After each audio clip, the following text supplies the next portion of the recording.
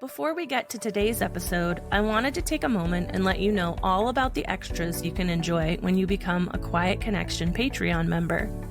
Not only will you have access to our entire catalog of episodes ad-free, you can also listen to exclusive bonus episodes. And for only $5, you can even get a monthly handwritten note from me, along with stickers, magnets, and other handmade goodies. Consider becoming a Patreon member today and help continue the fight to end the stigma surrounding postpartum mental health disorders. Welcome to Quiet Connection, a podcast dedicated to ending the stigma surrounding perinatal mental health. Today, I'm connecting with Kendall Concini. Kendall is a passionate mental health advocate and now an author whose journey into parenthood brought her face-to-face with struggles like depression and anxiety. Before starting her parenting journey, Kendall was so adamant about not having kids due to her mental health. But when she and her husband decided to take the plunge, she prepared for battle. Kendall shares the raw reality of those early days, how she found her voice to advocate for her needs, and how her personal experiences led her to write a beautiful children's book that's truly for every parent who experiences cloudy days. Here's Kendall. Hello! This morning I'm here with Kendall. Kendall, how are you? Good. Thanks for having me. How are you today? I'm doing okay. I always tell my guests Monday mornings and Friday mornings I'm a little bit fried, but usually by the end of chatting with you guys, I'm all jazzed up and ready for the day, so I'm excited. But yeah, Kendall, rather than me go through the list of things that I know about you and what you've been up to, I'd love it if you could introduce yourself to my listeners and let us know who was Kendall before starting your parenting journey. So, I'm Kendall. I'm a huge mental health advocate, now turned author because of that. And I am just so thrilled to be here because talking mental health, talking struggles, who was I before parenting? I didn't think I was going to be a parent. Like, I knew I volunteered with kids, I worked with kids. Everyone thought I'd be so great at it. And I have depression. At the time, it was generalized anxiety disorder, now ADHD diagnosis. And so I always stopped myself because there's the when you have to be home with it 24/7, how do you do it?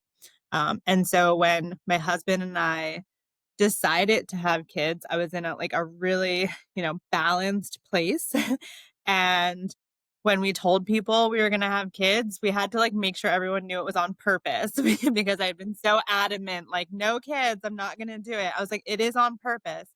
And then it was kind of gearing up for postpartum. So it's like, I have depression. I know that's just going to be it's going to happen. And so I really became this version of myself that was preparing for battle.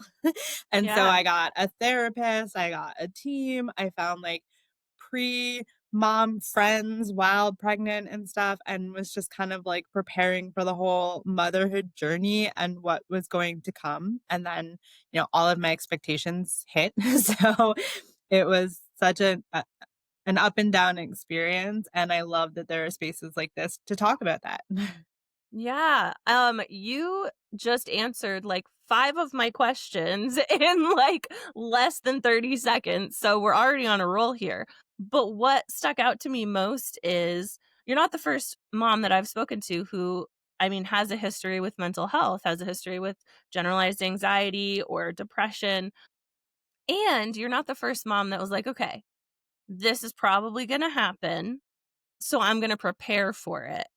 And I'm super curious to dive into that a little bit more because every experience is a little bit different when it comes to that. So my first question is, yes, you had a history of mental health, so you kind of knew what to look out for. Did you have any knowledge on what perinatal mental health disorders were or could be prior to deciding to get pregnant? No, I think it's, the TV look, right? Like you see some shows and it just looks like the gimmicky, uncontrollable crying, which did happen to me, but it didn't look like a lot of the small things, and a lot of people weren't having that conversation to just have, like, a little wave and go like, "Oh, like, this doesn't feel great." I mean, I knew I wasn't I'm sensory based, so I knew I wasn't gonna enjoy the feeling of the belly and the movement in there, and so there was just kind of like this ick factor, but then the hormones started shifting, and it was when you had posted something recently about, like, grieving for yourself and losing yourself, like, I didn't expect to be excited and then really grieving at the same time in it, and I think that wasn't explained, like, yes, you can say I'm gonna cry and get stressed, babies crying, stressful, pumping hormones and stuff. It was the kind of, like, fighting your own brain aspect a lot that was more shocking, and, I can prepare as much as I can, but then some of the stuff that started to kind of hit in there, people aren't really honest about it. Yeah, and you hit on things that are super important to me and that I talk a lot about, like the idea of and we talk a lot about duality, but that kind of signifies two things when in fact like you can feel all the feels all at the same time. So like, that you can be like, "Well, you can be grieving, but you can also be excited." Well, I like to say "and." Like, you can be really excited about this pregnancy that you planned for and wanted to have, and feel the ick. Like, Yep. that ick that you were talking about, I completely relate to. Being pregnant felt like having a parasite, and right? Like, and that's kind of, I guess, taboo to say, but I was just like, "Oh, like, stop move," like, I mean, don't stop moving, but, like, I don't like how this feels. This is really sensory overwhelming to my nervous system, so I totally relate to that. It's also interesting to me that you sort of or it sounds like you started gathering a team early. It sounds like these things were affecting you in the perinatal period as well, so even before baby came. So you really were trying to build a village in preparation. What did that look like? Who were you bringing on your team? So at first it was when I told my husband, like, "Let's try," and he was like, "Are you serious?" And I said, "Yes, but we really have to, like, talk through, like, all of my fears with this, like, everything, and we have to constantly talk about them, and you have to constantly refute it to me," because we had fostered, and so a lot of it was anything negative I was putting in my head. I said, "You have to use, like, pictures of our time together with the fosters, or you have to use positive things," and my love language shifted to, I need affirmations, notes, reminders. I found a therapist who I said, I'm really here to catastrophize and talk worst case scenario for everything and just on a loop to exhaust myself. So then when good stuff happens, it can just kind of refute it. And then just finding that group of friends that was okay. I think a big question was like, people people ask you, how are you doing? And it's so like general, and I'm like, "Do you actually wanna know? Because I wanna say I'm miserable, and I want that to be okay, and not like a, 'But you have so much.'" I'm like, "No, I wanna sit with it," and, Brené Brown did the really great video, Sympathy versus Empathy, like, I would send that to people, and I was like, "You need to watch this, and you need to read her article, and you need to know that next time you ask me, 'How am I?' you just need to sit and say, 'Oh, I'm sorry, you're awful,' and not anything else," and so a lot of it was, like, preparing people to know that I just needed to get out the honest answers and find who is willing to honestly, like, stay in that and not just be like, "Oh, you're supposed to glow," and then if you don't, ghost you. So I was like, Yeah, That's okay, it hurts, but because I was like, "It's gonna get a lot harder than this." So, it was kind of equipping myself with all of those people and pieces to it. but it sounds like you were an incredible advocate for yourself. I'm not sure if it felt empowering in the moment or if it felt like more of a chore to kind of explain to everyone exactly what you need, but I just wanna, like, voice that and recognize that you really did advocate for yourself and for what you needed throughout your pregnancy, and that's amazing. That's not something that a lot of parents do get stuck in that, like, well, I should be grateful and I should feel happy that this is happening and I'll just say I'm fine. What did you feel empowered throughout that process? No, Yeah. it there's like part of where I started in like my book journey and blog is just writing now, like looking back. And I think a big thing was when I started my Instagram too, I shared some photos of like chaotic moments. And I said I used to take pictures of the bad moments. So later when it's not bad, I can remind myself, like, you made it through that. And the depression that I already had on top of what happened prenatal was the self-doubt, the imposter syndrome, and so a lot of it was, "I shouldn't have done this. I'm not gonna be a great mother." When my daughter she had a hernia, she had, like, stomach issues, and I was like, "I, made a bad baby because I'm the worst," and you keep telling yourself that, and then when you do everything right, like, she ended up being fine, her language took off, she's advanced, and I had a hard time crediting myself. I was like, "I don't know how she," and everyone's like, "It's you."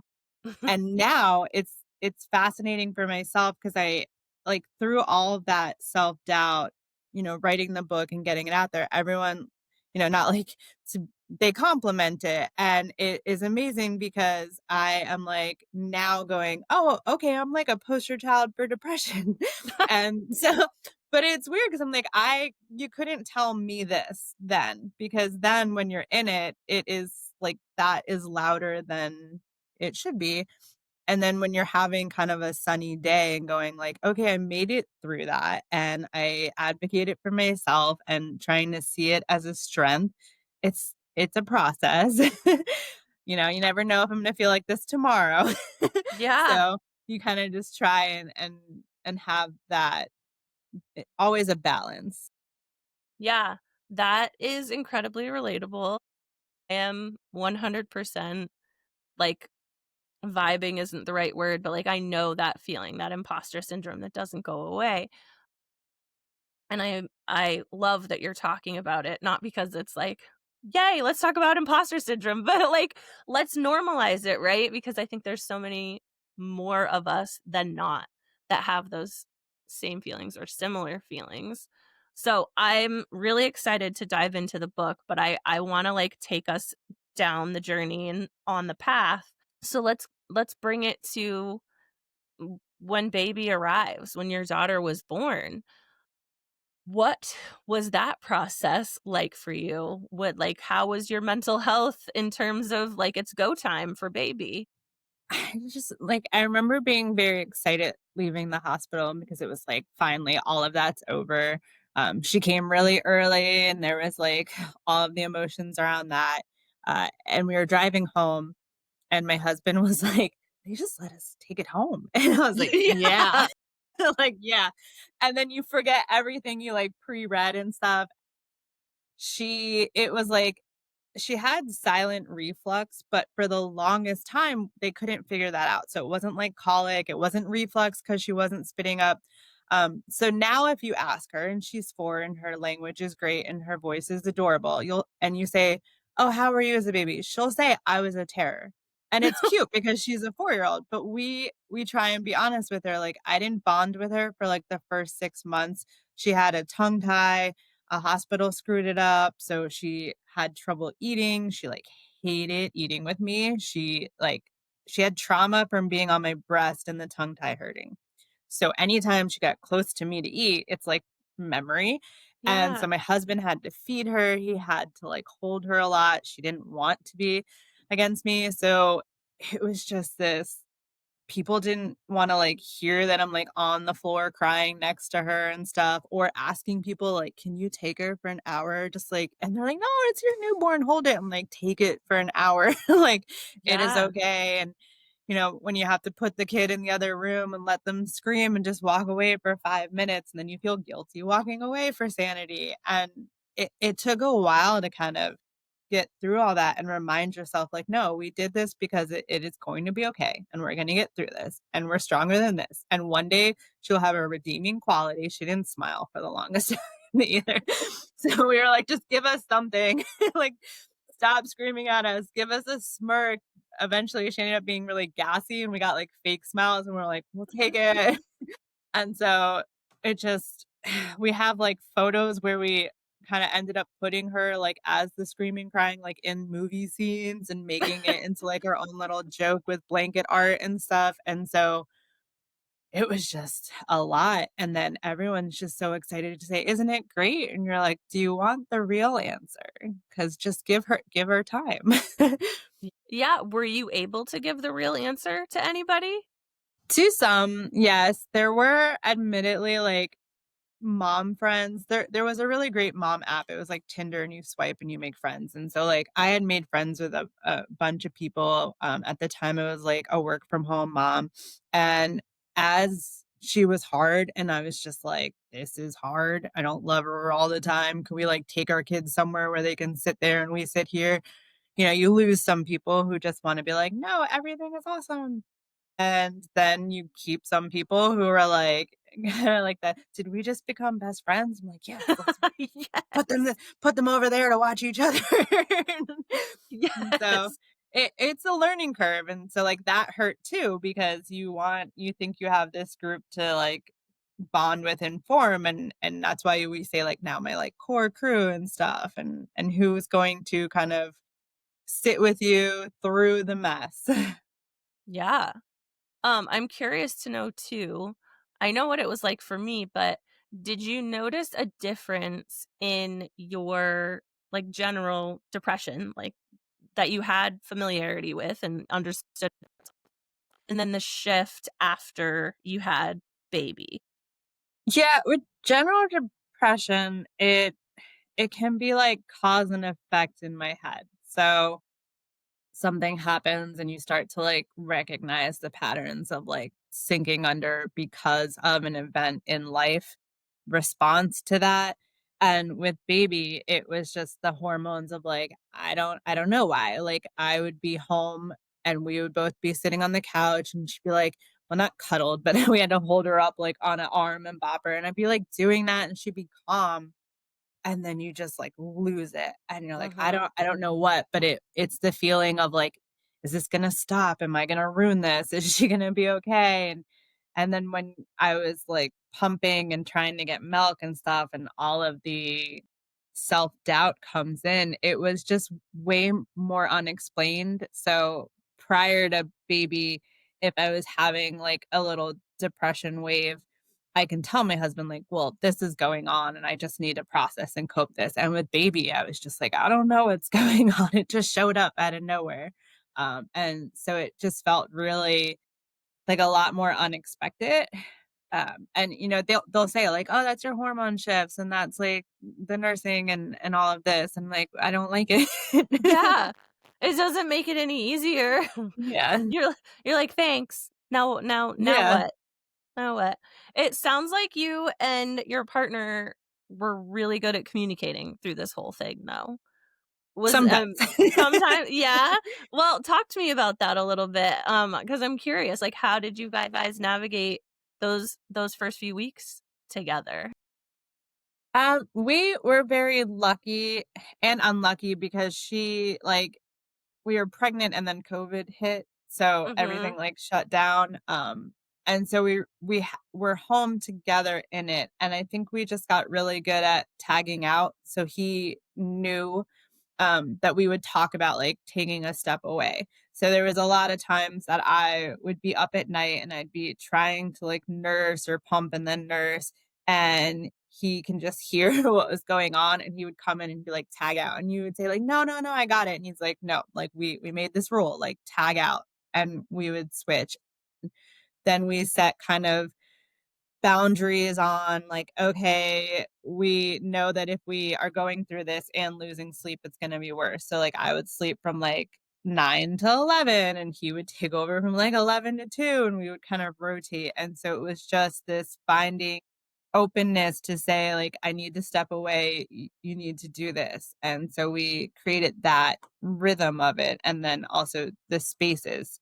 So we made sure because we were home and COVID was closed that like if we had to do something like feed the baby, which was difficult, we would do it in that room. So it wouldn't be like it's constant everywhere and always around us. So we would kind of space out our house and had the luxury to do that at the time. And then just making sure people were available. So he would, do you need, do you need a book? Do you need to call a friend? Like, what do you need to get through this? And so kind of we would have also like touch bases. So, what's the temperature today? And we would talk about it in the mornings and stuff. So, Yeah.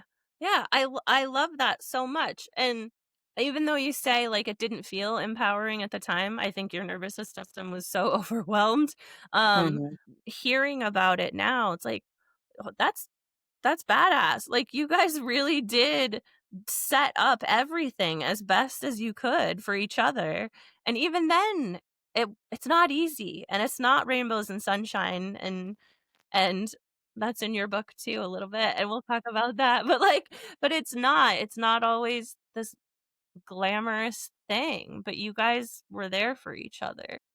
During this time, what were some of your coping skills and resources that you were using? Or did you have any? Like, in terms of like, therapy or things like that? Yeah, I was seeing a regular therapist. I also had a really great support group. So it was virtual and we would go and kind of chat about life at the time. And things that were going on, like, specific to that group. And then I had the close friends who I knew, like, if it's 11 PM, call them. If it's 2 AM, call them. I love reading. So I think the first year of my first child, I read 120 books and it was just sitting and nursing and reading nonstop. So I made a point that, like, I hate it nursing, so I bought myself, like, a new book I wanted, and that was by the nursing chair only, and then I got to, like, dive into it, and so pieces like that, and then I like running, so I would go on a run and kind of escape. We did a lot of walking, hikes. It was also COVID, so outdoor time was, like, the only thing allowed and kind of regular loops and things. And then at the time, there were just things going on that everyone was online and virtual. So there was like virtual board games and virtual podcasts and happiness places to go. And so it was just trying to find stuff to break up the routine and get through it. And that's why it was so interesting. Like with my second, I had all of that in place. But the magic to this second one was at that time, my daughter was 2 and because she was there, and I felt like if I was gonna do the same thing I did in postnatal with her, that she would see it, and that was, like, a huge fear is, like, what happens and that's kinda where the book comes from is, like, what happens if she sees me go through that, and she's too young to understand what it is, and so a lot of what I experienced with her, luckily, I did not experience with my son because she was there to kind of I had to keep, like, living, like, I couldn't pause and have a mental breakdown because she wanted to play, and so I had to kind of she really shifted my focus, and I was like I didn't go through it as much because I didn't want her to outwardly see it a lot, and so I was able to use a lot more of our tools, like us reading together, us going to the library, us going on a walk, so when I felt it coming on, I was like, "Okay, let's change the environment, like, let's focus on this," and so it wasn't as bad the second time around. First of all, like, I love all of the coping tools that you talked about, and I think I especially love them because a lot of the parents that I talked to who had COVID babies talk about how isolating it was and how different it was, and how, yes, there's one point to, like, you don't have to be at work and you can be at home, you and your partner are both at home, but usually it's, and this is totally valid, um, it's talked about kind of in a negative and isolating and lonely time, and I loved hearing you talk about all of the opportunities that you did have because the world was shut down. Like, I had to get out and go hiking because I couldn't go to the movie theater or I couldn't go shopping or, like, and my partner was home, we were both home, so it's interesting to hear that perspective on it. So you talked about not bonding for quite a while. When did you notice the shift, and what was kind of the, like, tipping point where you're like, "Oh, something's different now." We have a book for when my daughter's 18. I wanted a son. I wanted a son so bad. And when we popped that gender reveal tube and it was pink, the picture and the video is my face like and it is Oh, no. awful. And we were doing it's a book where it was like, write a thing a day, and I wrote to her through the pregnancy in the first year of her life, and it was, "What do you mean you're a girl? This is gonna be hard." And then when she came out, she looked exactly like me, like, she still does, it just was spot on me. But then it was also really hard seeing, like, her cry and my emotions on her face because I'm like, "That's yes, that's what I look like right now." And so all of the all of the positive reasons you have a kid to like, "Yay, a mini me and cuddle and do all the things together." She wouldn't eat, she wouldn't be held, like, we never held her like a normal baby. You had to have her face down on her belly with pressure, and you had to constantly move, like, people didn't wanna hold her, so they always gave us back, she was always screaming. And so it was a lot of did I do this? This wasn't what I signed up for. Just this is not the ideal. And then it was guilt. It was guilt because my husband was like, no, he's a lot calmer and more patient. So it was kind of that like, did I give him a defective baby? And I know that sounds horrible saying because she's fine now. And I'm like, you were a No. defective baby. No. Well, if she listens and be like, what do you think's wrong with me, mom? I'm like, there was a lot wrong with you. And so it was just this constant, this where's the redeeming happy? And like I said, she wasn't smiling, she wasn't calmly sleeping on us, cuddling and stuff. So it was just like, everyone says you love the newborn phase because this is the time you get. And I'm like, she's not doing any of that stuff. So I want to just be like, she's noisy and I can't sleep and I can't feed her and I can't like she wasn't latching, so I wasn't pumping and all of that. And so the shift was finally when I had noted to the doctor because we were constantly going to the doctor and calling. I was like, she arches really weird. And they said, well, maybe it is reflux and she's just not spitting up.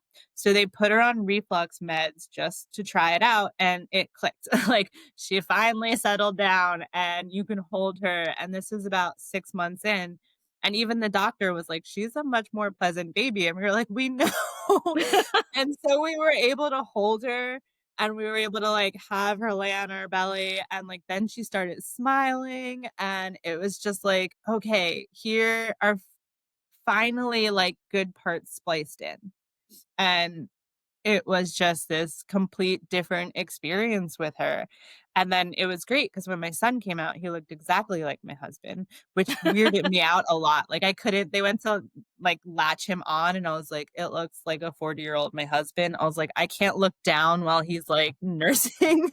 But he smiled right away and I was like, all right, we're fine. He's smiling in the hospital, like we're fine.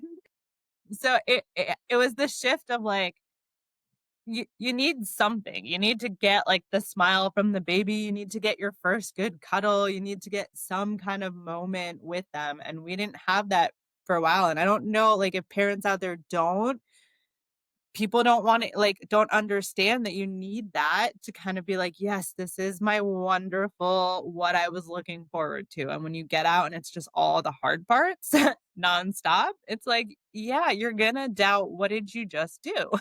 Yeah. 'Cause you also have to be home, like, my husband and I used to travel all the time, and I'm like, "We're not gonna be able to travel ever, like, she's so loud, you can't bring her anywhere." All those parts. Yeah. I remember texting a friend and being like, "I think my baby hates me." And then it was the same Exactly, thing, yes. right? It was the same thing. I'm like, "She's not smiling, she's never happy, she's got this was my second, not my first, but I was convinced that she hated me." And again, those feelings of like, what's wrong? What did I do? Something's wrong. Somebody doesn't know what's going on and we have to fix it. And yeah, so when you say like if other moms can relate to that, oh my God, yeah. Yeah. Um, follow up, which kind of like ties them together is after experiencing all of that and all of that hard and all of those feelings, when did you decide? It's like, I know where you're going. Why have Yeah, another? right? When did you just decide, like, let's do this again? I I grew up really close to my brother when we were kids. Unfortunately, I don't talk to him anymore now, but I have that void of having a sibling now. My husband is really close with his sisters. So we knew we weren't like only child people. We knew we wanted bigger family. When we had left the hospital and I told you the joke, I had joked back with my husband. I was like, well, you can ask them a year from now when we come back for the second one because we knew we wanted close ages. That was really important in what was really great about my husband and his sister's relationships. And it was kind of a maybe some of what happened with my brother and I is just the gap was big. Um, and so when she was really hard, I would just tell him, I was like, we're gonna have to go right away then. Like if she starts getting easy and life gets better, I am never gonna throw myself back into this. And so that was part of it. It was like we knew too that after all the big milestones, so after she speaks her first words, after the first steps, that's when we would take an us trip and like let her stay with the grandparents overnight. And so we went on that us trip like a year later, and I was like, all right, this trip is not only us, this is like baby making trip. Cause if we don't do it right away, my brain is never going to go back into it. So we were still kind of in the trouble with nursing, trouble with pumping phase. And I said, while it's hard, we just have to keep going because, like, I already have the therapist, I already have the support groups and the steps. And so that's why we went right away. And then my son came out so different, and everyone's like, oh, like if he was first. And I was like, no, because then it would have been worse with her second. And so it was just this relief of, like, he came out smiling, he ate nonstop, like, he was I wanna say, like, 2 months early, he went into the NICU, so he had his own postpartum issues, but it wasn't the same, like, he would cuddle nonstop. I was like, "This is, like, what I need what I needed," but I had gone into it ready for the worst. I was like, "Alright," like, we pre one of our big things with the second was I pre-bought formula in bulk. So that told me that when you wanna quit pumping, you already spent the money, quit. Because I was so stubborn with quitting pumping with my first, because it's the mom guilt of like, I should be able to do this and I didn't. But I like went to formula right away. Sanity. It just saved me. And then we kind of that second kid, like, we weren't so picky about the timing and the everything. So, like, that one's fine. The nook dropped, it's okay. The dog's kissing him on the mouth. Anyways, like, that kind of, like, the little sanity moments that we got over with the second one really quick. Second kids are built different, Yes. and you're a different person. You're a different person at that Mhm. point, right? Like, and especially you guys, like, you went through the ringer with your first. You kind of were like battle tested. So when the Yes. when your son came along, you were like, okay, I'm prepared. And then, like you said, he was smiling at the hospital. Like that must have felt overwhelming. So let's sort of talk about how this journey kind of like transmuted itself into you writing a book. And again, I'm obsessed with picture books, number one, and children's books. I am now, through meeting so many incredible parents like you, obsessed with books that are kind of like masked as children's books, but also really for mom or mom and dad, which I think your book is. Like, Mhm. and I'm assuming that was intentional. It's not even masked, it's straight up for mom. Like, Yeah, yeah, yeah, I yeah. I tell people, I was like, I'm not like the book you put in a stocking for the kid for Christmas. I'm the book like you give mom when she calls you at 2 a.m. and you say, hey, it's going to your house tomorrow. Like, it is for mom. It's written from mom's perspective. I've been fighting the traditional market on that, but as I work with mental health organizations, like, everyone's thrilled about it. And really, I wrote a book because I couldn't find it. So when I was having those depressive moments with my daughter. She picked up on observation, she picked up on language, and so she would kind of check in like, "Oh, what's wrong?" And I had to keep saying like, "It's not you. Like, I'm not crying because of you." And so I started to talk to her about an analogy. Like, she loves water. I do not. I'm not the water parent. And so I would talk to her with this story about, like, you know how we go to the beach and you love it and mom doesn't because I just have a different experience. That's how I would talk about what was going on that day. Like, you're really happy. Mom just is over here. And I started to use a cloud analogy that said, like, you're all in the sunshine and mom has this little cloud and it's shaded right here only. And I was like, you're in your sunshine. And so I would use a cloud pillow to show her, like, if mom's sad because, something's going on with your brother or life and anything, I would hold the cloud and say, "It's the cloud, it's not you. Like, I'm just need to cry." And we would talk about, like, mom just needs to cry. And, my husband was great at saying, "Mom needs some time to herself. Let's go over here." And so it became this bedtime story about us being at the beach and having that experience. Like, we all go to the beach and I'm always really excited in the car, and then we get there and I just want to sit and read my book and not do what they're doing. And so that was my way of explaining to her, sometimes you guys can do what you're doing and mom's going to be over here like I am at the beach. And so I turned that into a story where I do show that everyone can show up somewhere and it looks different to someone, and what they're experiencing is a cloudy day. And so in the book, it's great because the picture book aspect is how to explain it to a kid. My daughter won't say mom has depression, but she will say mom has a cloud. And the book shows that everyone's all sunny and bright and mom is dim, and that can shift throughout the day. So mom's going to rest a little bit and then she comes and plays one game and she's a little brighter, but that doesn't mean everything's better. It means she played a game. She needs to go back to sitting and resting. And so that was my goal with book one, is writing about, like, you can participate in the ways that help you. And so one scene is mom just really needs to lay down and they want to play in the sand. So they compromise and they bury mom's legs in the sand as a mermaid. And so the idea is mom didn't need to like get up and jump around and dig in the sand.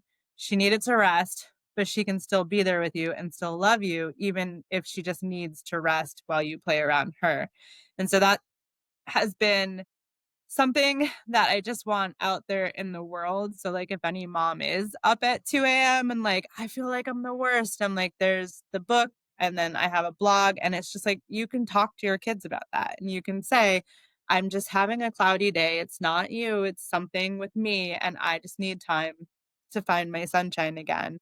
And so that's what I've been doing with my daughter, and what's been resonating as I kind of meet new resources too. Like, I'm trying to build a lot of back of the book resources and build a lot of resources with local organizations to put on the blog, and just have that conversation more. And kind of back to one of our original questions is like, find my strength in, okay, yes, I went through this. I'm going through this. I will always go through this. I'm not going to fix myself with depression. I don't need to fix myself. I just need to be my authentic self. Some days are super sunny, some days are cloudy. And so Yeah. that's been my journey with it.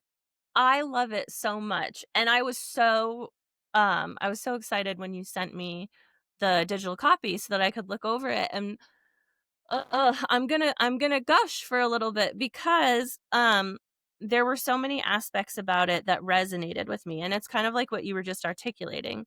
Like, so something that was repeated to me during my journey, because I had this self-doubt, right? Like, I'm not a good mom because I'm experiencing this and I can't interact with my kids the way that I want to. And I had the question asked, like, why can't you be a good mom and experience these things? And it's just like you were saying, you can all be in the same situation, you can be in the same physical location, you can be doing the same things and experiencing them differently, and it's all valid. It doesn't mean you're a bad mom. It doesn't mean there's something wrong with you. It means there's a cloud on you and there's sunshine on them, and that's fine. You're still there. You're all together and you're worthy of being together and deserving of being together.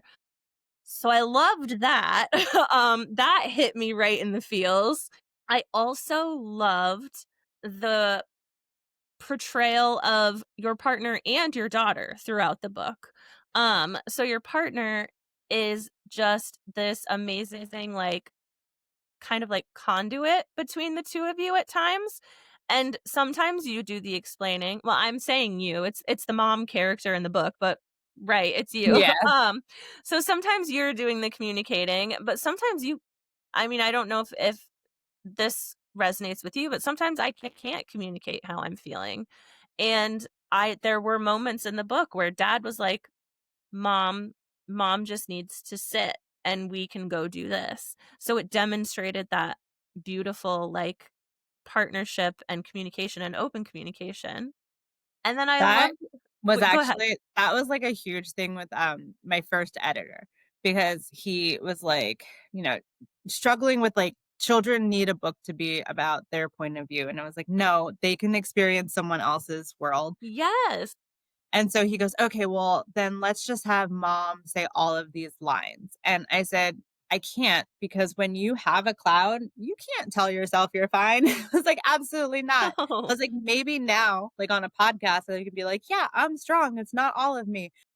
But if a cloud's here, I'm not going to say that. So I said, an important thing is, and has been, is my husband he doesn't always come up with it on his own, spoiler, but I do send him articles, I send him things and say, "When I'm down, this might sound good to me," and then he will, like, repeat my words back to me to say, like, "Remember once you were able to say this," and so that was what we did try to get across in the book is him reminding me of things that we all as a family talk about on sunny days to say, remember it was this is what we talked about once and kind of bring it back and it was fun writing those lines because a lot of them are like literal quotes he has said to me and so then I had to fight with like maybe it doesn't sound great in like the mass market book but I can't change his like literal quote in my head in life and my daughter wrote some of the lines too which are the more ridiculous ones, but that was the same thing. It was like, this is what a 4-year-old would say to mom in this moment because that is what they said, and we're capable of repeating back in those moments.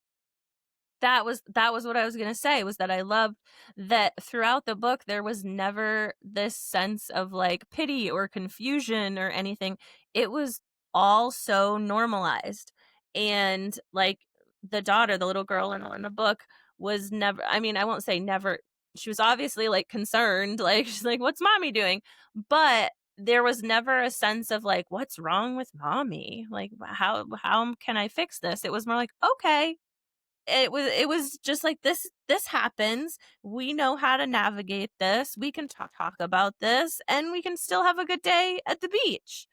And that, like, when I talk to guests, and one of my favorite questions to ask is like, "Do you talk about mental health with your kids?" Like, you've kind of already answered that, but, like, you do it in such a natural and developmentally appropriate way that now is this book that other families can use. Yeah, I love the analogy of the cloud. I love that it started as a story that you and your daughter talked about, and now it's a literal story that other families can access. I guess what is your well, I also heard you mention, you said my first book. Are you working on more books? Yeah, I do. I love my illustrator. So I did like sign on for 3 books with her because I just wanted to like also like hang out with her more. I mean, I when we signed, I said, I had 3 ideas because depression looks different to everyone. So I wanted the first book to be like, this is what depression looks like to me. I am a high functioning depression person. I go out, I'm very extroverted, but I go out and I show up different based on what's going on. But I will always push myself out. I know there are depression where it's introverted. And so I wanted to also capture that in a book.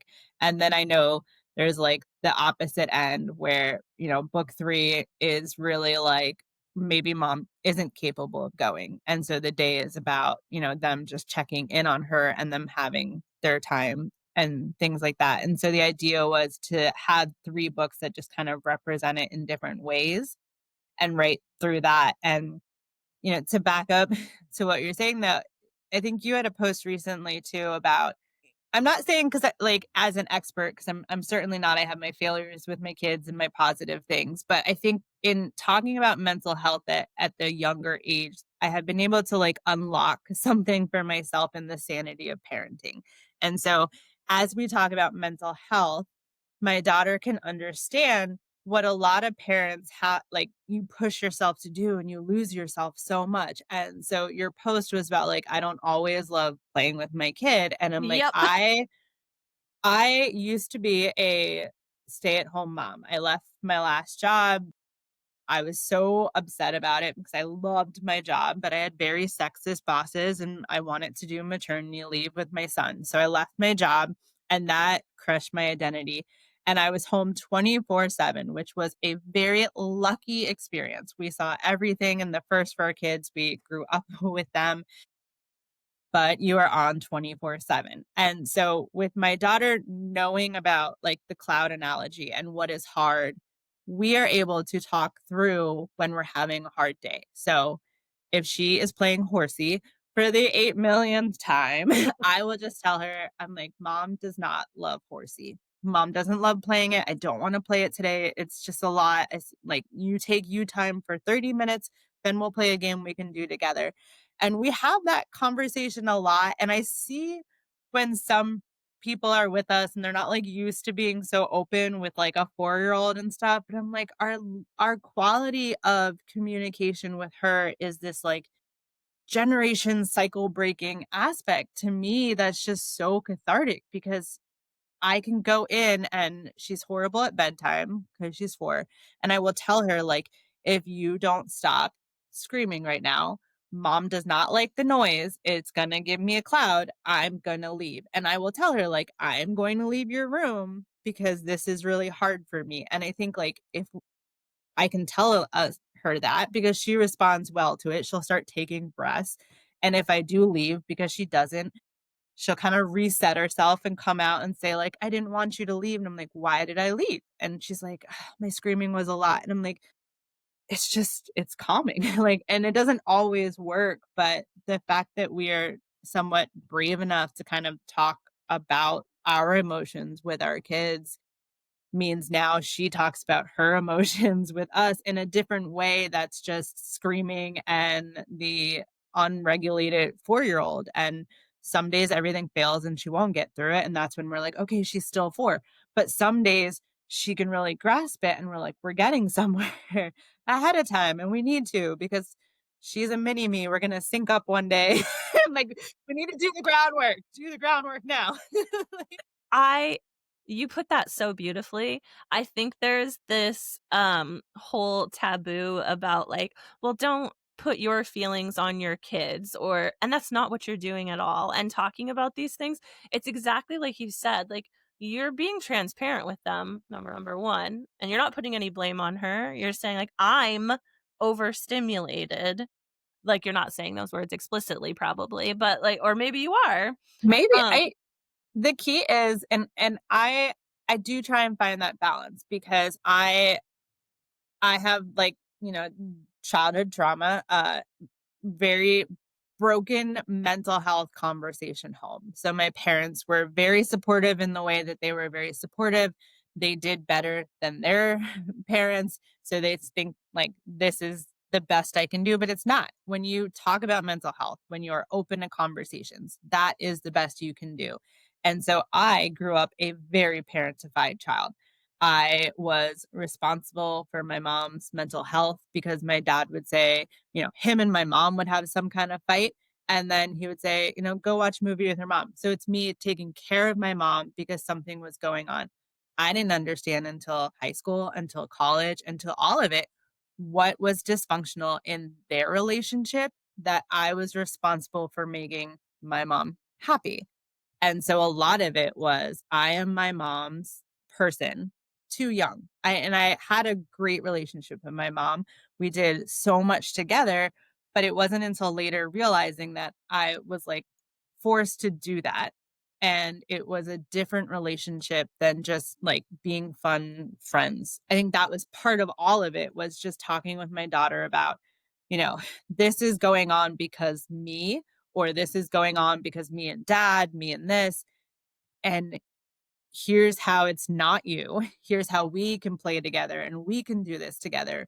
But why? And kind of that is the shift in like Montessori language too. Like not just saying no to a kid, but saying like, I don't want you to do this because here's what is going to happen. And so I think we need to kind of get to that place so we don't have a continual like, because I told you so Yeah. parentified aspect. And then what happens is, like in my case, the first time you have that conversation, you're in college and you're in therapy and you're unpacking stuff, and then the resentment builds and and you can't get anywhere because it's too late.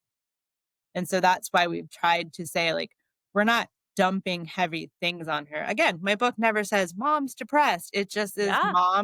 mom's not having the same fun you're having, and that is okay. Yeah. I love that you mentioned the why.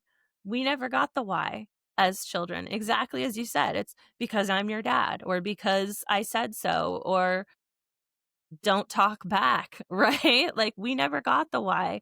And I think that there is a shift. At least I'm seeing it in like millennial parents and a little bit younger. But like we can explain the why, and that's okay.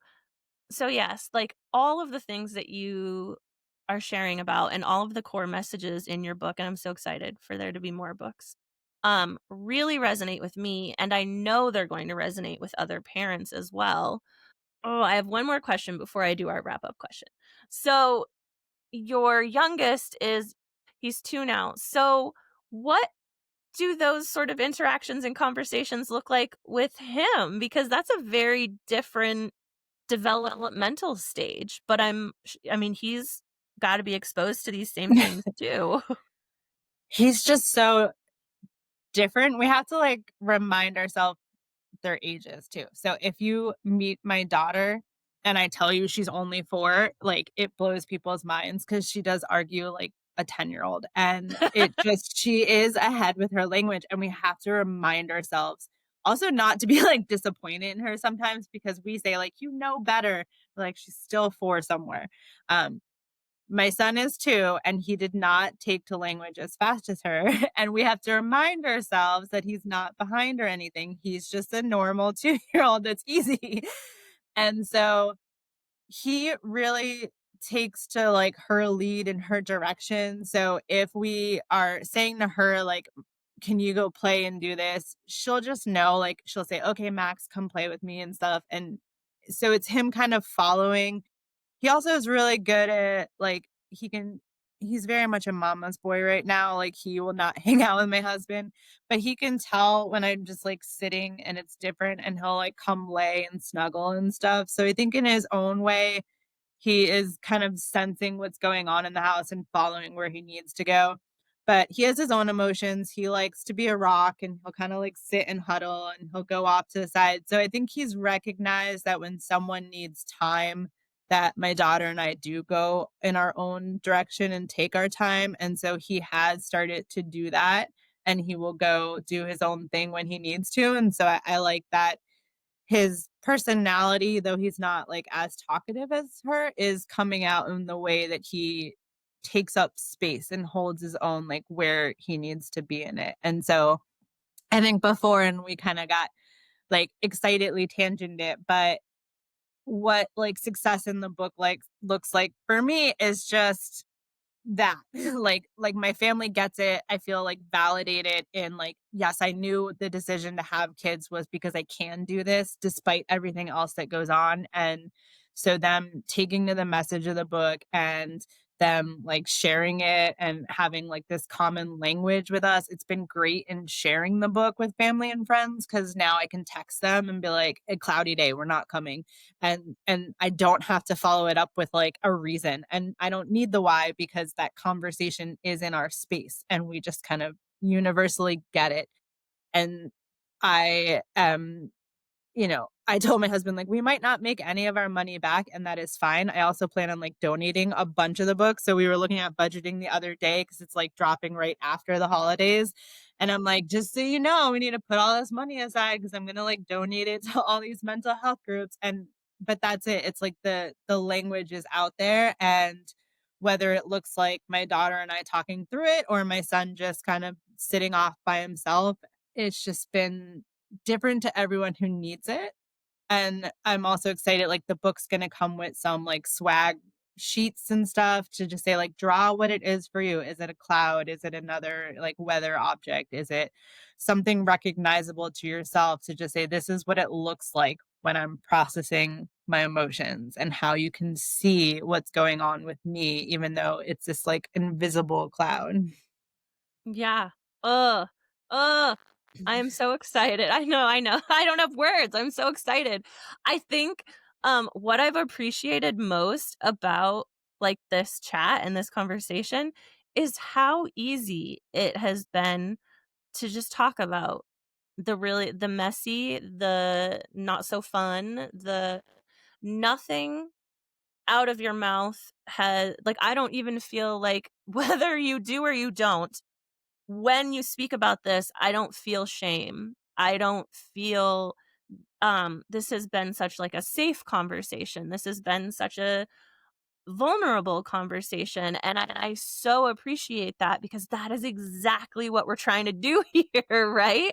We want to be able to talk about these things with each other because more of us are experiencing them than not. And that's okay. And if you're not experiencing that, that's cool. We're really happy for you. That's wonderful.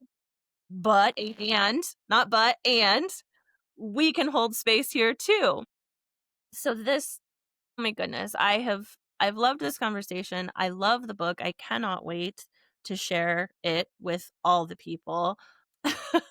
Before I get to I'm doing things a little differently for my wrap up. Before I get to that, where can my listeners find you and find the work that you're doing? So I am on Instagram at Cloudy Day Chronicles. And then that shares with the blog cloudydaychronicles.wordpress.com. I'm not great at website making, so there is an author page, but I'm working on it. So that's on the blog, which is the cloudydaychronicles.wordpress.com. I have figured that one out, so that one's not changing. But my goal is like people connecting on the Instagram, people sharing stuff that I could reshare. That's how I found you. And it's just the more like we all have that same conversation is just making sure that when someone, whether it's a mom, a non parent, just sitting there and searching and wanting to look up, like, hey, I'm having a cloudy day, and having people find something that says it's okay to not be okay. Yeah. I love it. I'm so glad that we found each other and yeah, and that we have had this opportunity to chat. So, okay, now comes the challenge. Mhm. I'm challenging my guests now. So I'm taking us back to before the days of cell phones. Um, I'm not gonna even try to age you, but I will tell you I'm an elder millennial. I remember when you had to call the landline and hope that mom or dad didn't pick up, especially if you were calling a crush. Or that Um, your internet wasn't on and you kicked everyone. yes, get off the internet. Yes. I'm trying or get off the phone. I'm trying to get on the internet. So I'm going back to those days where we were not instantly reachable all of the time. And if you called someone and they didn't answer, you had to leave a voicemail. So you called Quiet Connection today.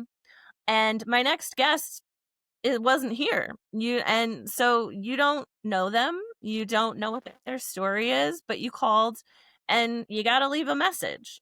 What message would you leave for my next guest? Am I getting like a beeping? Some people ask that, and I think it's so funny. No, I'll just go, "Okay, ready, beep." I am so excited you were on. Remember, be your authentic self because people want to hear what you are going to say. Whether it's the masses, don't worry about it. At least one person needs your message. Say it, be loud about it. This is a safe space, and we are so thankful that you are sharing. I love Beep. that. Beep. That's it. so Click. much. I'm a click. Yeah, click. That's when you had to actually put the phone Yeah. down. Or if you had a cordless, you could push the button. But um what I love about it is that every message is different and it's kind of a little ploy cuz you have to come back to the episode before yours to get your Oh, yeah, I message, do. right? Yeah, and I'm really interested to see so guests and future guests and past guests if the message resonated. I have this I'm a little woo-woo if we're really gonna get into it. So I kind of believe sometimes that the messages that are meant to find you will find you. So I'm really interested. We'll have to see when you come back. You'll have to let me know if that message resonated with you. But Now I'm like, missed opportunity. Make them tell a joke. Well, my daughter's learning jokes and she's just so bad at them. So I was like, I should have set up and be like, "Can you please share a joke so I can just have her hear a good one?" my gosh. They don't get better at the I mean, my oldest is 10 and her jokes are just barely starting to get funny. So, yeah, I've mastered the fake laugh. And she's like, you don't really think it's No, funny. that's where I'm honest. People will tell her that's so good. I'm like, don't tell her that. Then she won't try No. harder. I was like, tell her you could do better. Like, and we do. Like, she'll draw sometimes, and people are like, it's so great. I'm like, no, it's not. You've had better horses. Like, let's go. Like, I have so much fridge room. Like, Oh my god, I love that. So I don't know. I love it. I have so enjoyed chatting with you today. I'm so glad that we connected, and I'm just really excited to get the word out about your book. So thank thank you. you. Wow, I honestly have no words. What a truly honest and vulnerable conversation. Kendall, thank you for sharing your story, your journey, and your incredible resources at Cloudy Day Chronicles. You can find Kendall and her work on Instagram at Cloudy Day Chronicles and read her blog at cloudydaychronicles.wordpress.com. Head to the show notes for those links. And if this episode resonated with you, please consider supporting the Quiet Connection community. You can find us on social media at Quiet Connection Podcast. We love hearing from you. Check out our Patreon, Buy Me a Coffee, or subscribe on Substack for exclusive content and help us keep these important conversations going. And if you'd like to share your story, you can reach us through our website, quietconnectionpodcast.com, or by email at chelsea@quietconnectionpodcast.com. Join us next time when another story is told and you realize you are not alone. I see you.